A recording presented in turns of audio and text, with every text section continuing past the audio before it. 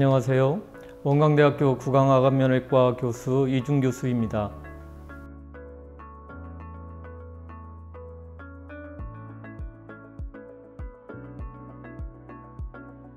저는 오늘 치아 상실로 고민하시는 많은 분들이 궁금해하시는 임플란트 관련 치료에 대해서 여러분에게 자세히 설명드리려고 합니다. 임플란트란 무엇인가요?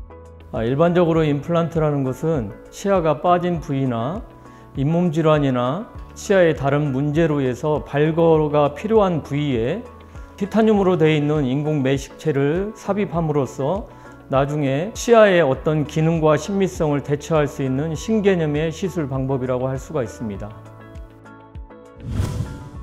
임플란트 치료는 언제 필요한가요? 치아가 발거된 부위에 임플란트를 삽입하게 되는데 그 원인으로는 충치나 잇몸 질환, 다양한 사고로 인한 결손이 발생할 때 우리가 시술을 하게 됩니다. 다른 보철 치료에 비해 어떤 강점이 있나요? 예전에 임플란트가 없을 때는 브릿지를 하거나 틀니를 이용해서 우리가 구강을 재건을 했는데 단점으로는 저장력이 30%나 아니면 70% 정도의 정상적인 치아 기능을 할 수가 없었습니다. 이것을 대처하기 위해서 임플란트를 삽입했을 때 임플란트는 거우 치아와 유사한 저자갑이나 기능을 아니면 신미성을 회복할 수 있는 그런 특징을 가지고 있다고 할 수가 있습니다. 임플란트 치료 과정은 어떻게 진행되나요? 일반적으로 3단계로 진행이 되는데 첫째로는 환자가 내방을 하셔서 엑스레이나 CT 그 밖에 임상적인 증상을 토대로 해서 정확한 진단을 내리는 과정이 필요합니다. 두 번째, 치료 계획을 설정을 하고 임플란트를 우리가 수술하는, 즉 뿌리를 뼈 내부에 삽입하는 그런 과정을 거치게 됩니다. 이 과정 내에 뼈가 임플란트 뿌리를 잡을 수 있는 기간이 보통 4개월을 예상을 하는데 그 이후에 우리가 2차 수술이라는 것을 통해서 잇몸 위로 머리를 만드는 그런 과정을 거치게 됩니다. 이렇게 3단계 과정을 통해서 우리가 치아의 기능을 대처할 수 있는 임플란트 시술이 완성되는데 무엇보다도 중요한 것은 시술이나 머리를 완성하는 게 중요한 게 아니고 그 이후에 발생을 하는 관리라는 프로그램이 더 중요하다고 할 수가 있겠습니다. 임플란트 치료 후 주의해야 할 점은 무엇인가요? 특별한 주의점은 없다고 할 수가 있습니다. 일반적인 치아 관리와 같이 입술질이나 여러 가지 구강 관리를 하시면 될 것 같고요. 무엇보다 우리가 고민을 해야 될 것은 혼자 관리를 하는 것이 아니라 의사와 같이 정기적인 평가를 통해서 지속적으로 같이 함께 노력하는 게 중요하다고 할 수가 있겠습니다. 임플란트 치료가 모든 사람에게 가능한가요? 최근에 임플란트를 식립할 수 없는 질환이 많이 나타나고 있습니다. 물론 이제 청소년기에 성장기 어린이들한테 임플란트를 식립하는 것도 성장의 어떤 과정을 잘 인식하고 시술해야 하기 때문에 금기증으로 알고 있지만 이 성장을 유출을 하면서 식립을 할 때에는 특별히 금기증이라고 보기는 어렵습니다. 단지 골다공증을 투여하거나 주사로 맞거나 약을 투여하시는 분들은 골수염이 발생할 수 있기 때문에 이런 경우에는 정확한 여기에 대한 지식이 있는 전문의와 상담을 하시는 게 굉장히 중요하다고 할 수가 있습니다. 고리식 방법에는 어떤 것들이 있나요?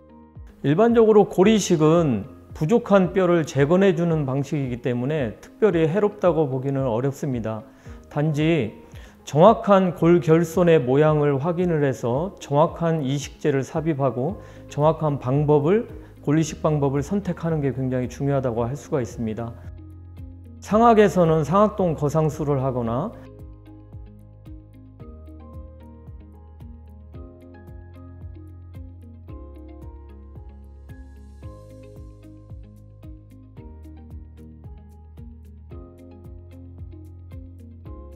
하악에서는 뼈가 결손된 부위로 쌓는 방식으로 뼈 이식을 하기도 하고 골리식제 같은 경우에는 자가골이 가장 좋고 중요하기는 하지만 실제 선택적으로 인공뼈를 사용하는 경우도 많이 있습니다. 임플란트 수명이 얼마나 되나요? 통계적으로 임플란트 사용의 수명을 10년 단위로 평가했을 때 95%, 98% 얘기하기도 하는데 실제로 임상적인 경험으로 봤을 때는 10년 사용할 수 있는 게 90% 이상 되기가 상당히 어렵습니다. 그렇기 때문에 임플란트를 얼마나 오래 쓰냐 그걸 얘기하기보다는 1년 쓰면 3년 쓰고 5년 쓰면 10년 쓰고 이런 식으로 의사와 같이 공동으로 같이 노력하는 방법이 가장 임플란트를 오래 사용하는 방법이지 않을까 생각을 하고 있습니다.